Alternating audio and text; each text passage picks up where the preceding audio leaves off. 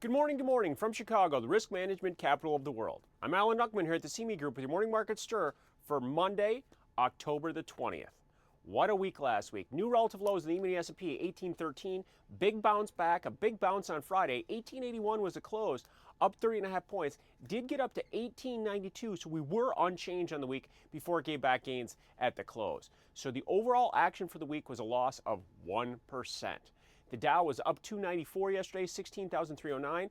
Again, a loss of 1% on the week. The low of the week was 15,789, so a major comeback. The Nasdaq was up 62.5 on Friday, 3804 was the close, and that was the finish. Ended up being a bigger loser than some of the other indexes, but still a healthy recovery from a low of 3691. These bottom points that we'll keep an eye on. We had higher lows on Thursday and then some positive action on Friday. Looking at the other markets, the dollar index was firm, up 17, 85.21, knocking the euro currency back below 128, 127.78 was the close. The euro currency did gain 130 points on the week last week.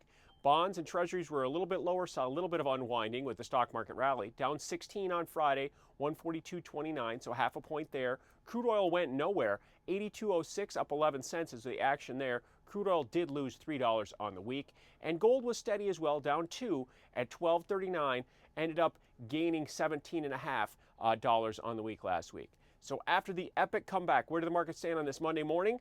Well, we're off a little bit. We're down 5 points at 1876 in the E-mini S&P, down 60 in the Dow futures, 16,248, and down 6.5 at 3797.5 in the Nasdaq 100.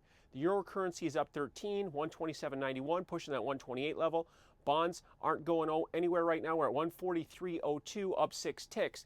The yield on the 30-year is at 2.96, and the 10-year note has bounced. It was below 2% last week when the stocks sold off. Right now we're at 2.19%.